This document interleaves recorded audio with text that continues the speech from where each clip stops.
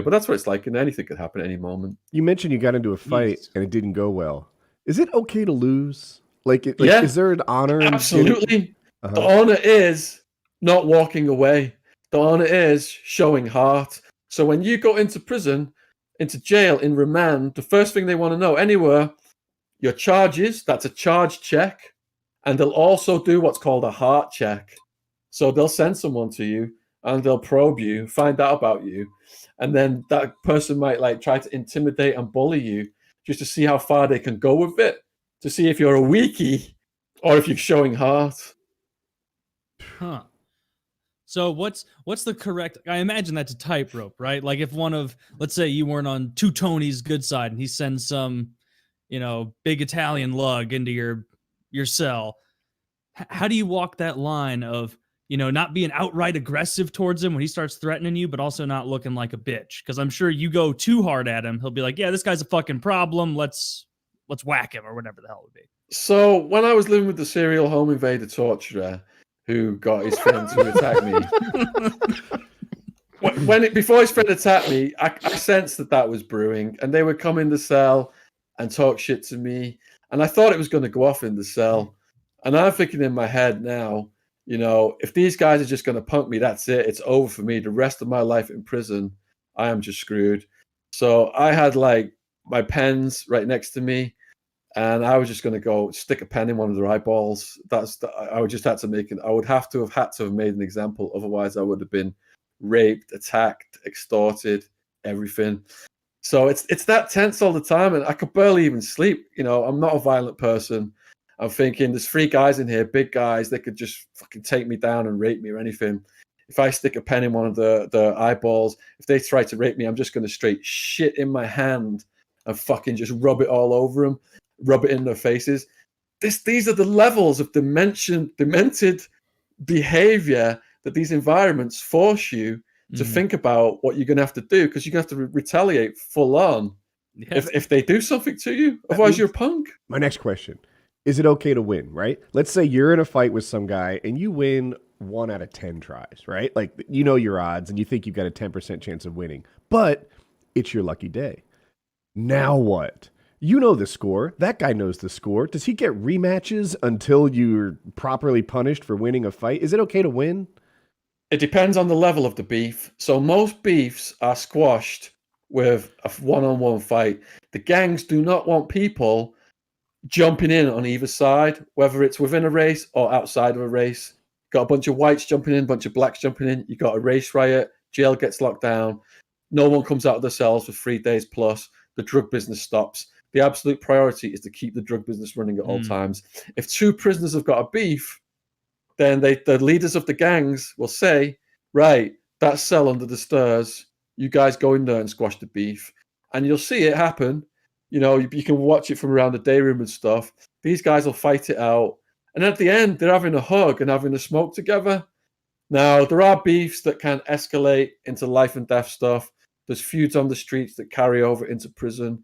And there's guys that will just go and pick up a shank and come back and try and kill you. So you've got to be very wary that, who you're dealing with. And as long as it's at that low level, harmony is restored after the beef is squashed. When they take 2 people in the cell under the stairs and say, work it out, do they ever talk it out? Like, I didn't say Chomo, I said Chromo. I thought you had Down syndrome. And they all laugh it off and move on. Do they ever talk it out?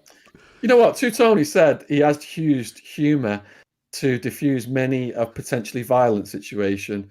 But talking it out is more on the female side. In the men's side, they're fast to the fists. You see a guy, he'll be walking down the corridor, he'll look at a guy say, what are you looking at? He'll say nothing. You calling me nothing. Bam, bam, bam. It's on just like that.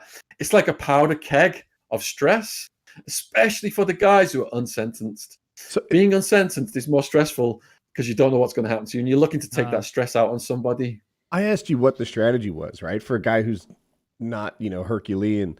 It sounds like losing is it. Like if I go in there, I can't beat up these guys. Just go in, show heart. I hope they accept that. It sounds the toughest guys have the highest mortality. Look at Nick. He was proud of winning all these fights. The more fights you win, the more challenges you get. Everybody wants to make their name off the toughest guy in the building. So eventually you're going to come a cropper. My strategy was, I've done prison survival advice videos, and one of them is titled Make Alliances with the Right People. I had Wildman going in, I had 2 Tonys later on. Okay. Why Wow. did that guy torture? You mentioned it was mostly drug Just for dealers, fun. but He it enjoyed it. wasn't all drug dealers. It sounded like he had a method or like a motive. Oh, he loved it. He loved it. So he was. I guess everyone needs a hobby. Okay. He was going to court one day, and he was in a holding cell, and there was a suspected chomo. So he held a kangaroo court with him as the judge, and it was decided to stab the chomo, tie him up, and stab him, which he did. And then he put a knife into the eyeball of the chomo. He didn't gouge his eye out. He just put it to the eyeball of the chomo like he was going to take the eyeball out. And he told everybody in there, if any of you snitch on what I've done, I will find you, or someone in the prison system will find you. We'll fucking take your eyeballs out. We'll fucking eat them. Jesus. So that was just kind of his. Some people like to read. Some people like TV shows. Some people like exercise, and he liked breaking people's knees with ball-peen hammers and threatening to gouge your eye out. Oh, yeah. And the day he got arrested, it was headline news. They had like a tank on the street, and they had like helicopters over the house. And in the end, it looked like he was going to go down in a shootout. But in the end, one of his female friends came forward and helped the negotiator get him out. He was full on hardcore. Where the different gangs, like you said, like it's all about business at the end of the day. They want to keep making their money. They want to keep getting their drugs. But was there almost like a hierarchy, like among the non-gang related prisoners, where it's like, oh, okay, thank goodness the Italians took power from the Aryans. You know, they all suck, but at least the Aryans, you know, they were way more brutal. Or the Hispanic gang's in charge right now. I really hope that the black or whatever gang takes power because they're being so brutal. Or was it all like mutually assured destruction? The Hispanics cut a guy's head off, and so then the Italians and the Aryans do it, and then the blacks have to show they have to do it too. Like just constantly one-upping each other. Or what was that dynamic? Okay, the reason that everybody's prison stories are different. Some people will call other people out and say, it's not like that. That rule isn't right. People don't behave like that. Well, the reason that everybody's prison stories are different is because every prison yard has different prisoners, different guards. There's different rules depending upon who the leader is. For example, I was in one building where every night there was like a fellatio show.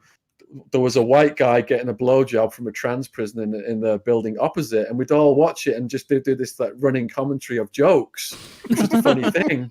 But when that head of the whites got moved out of the building and a new head of the whites came in, they sent word to the opposite building saying that white guy getting the blowjob was going to get attacked the very next day unless it stopped immediately.